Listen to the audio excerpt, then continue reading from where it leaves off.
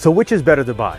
The worst home on the best street that you can renovate, or the turnkey home that has already been renovated? Well, what if you don't want to live in a construction zone or can't find a renovated home to your liking? Well, that leaves starting from scratch with new construction like this one behind me. So here are 8 important key items to research before you jump into building a new home. Welcome to Let's Get Frank About Real Estate. Once again, I'm Frank McManus with Lamakia Realty. And today we're talking about 8 very important points of interest that you need to research when looking at building a new construction home. So first and foremost, of course, is going to be the cost. You need to figure out what your top line budget is and then work backwards, which means looking at your down payment, looking at your total monthly costs, the cost of the land, the cost of the construction, the cost of demo if you plan on tearing down an existing home, and then don't forget that there's permitting, excavating, utility connections, etc. Once all of that is done, next is to figure out how you're going to pay for the project. Will it be a cash or will it be financed?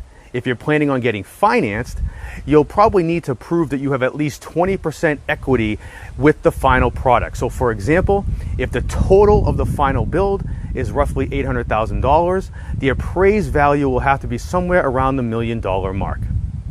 Now that all the numbers are out of the way, let's turn our attention to location. Is the location zoned for residential construction? Are there any municipal restrictions with the kind of property you can build, with the size of property you can build? Are there any neighborhood association rules involved that need to be followed as well? Okay. Now, once all that is figured out, now you want to make sure you don't forget to research the local building rules as it relates to what percent of the land can be taken up by the house.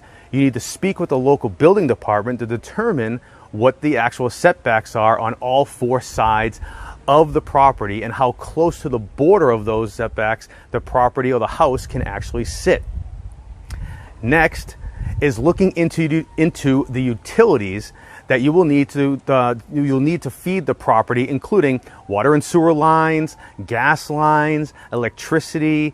You'll also need, for all these utilities, you're also going to need permits, installation, and inspection for each, which also means more money.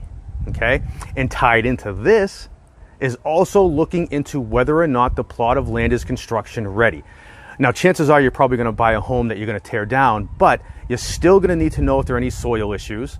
You're still going to need to know if there are any grading issues with the land. You need to know if there's any foundation issues. So just because the plot looks flat or if there's an existing house on it doesn't mean it's actually ready to go. And this brings us to number 7 of 8. Make sure you bring in professionals. There are way too many issues that can come up and way too much money on the line. So make sure you have an engineer, you have an architect, you have a general contractor, all of which will work together, have a familiarity with the neighborhood and the local government officials to help identify what needs to be done and how to do it more efficiently. And then lastly, number 8, make sure you know who the neighbors are. If there are any open plots near you, what the plans are for that land.